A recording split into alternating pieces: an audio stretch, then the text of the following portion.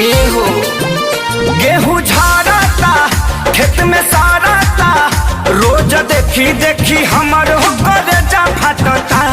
भतारी साला सब दिन के गेहूं काटता, भतारी साला सब दिन के गेहूं काटता।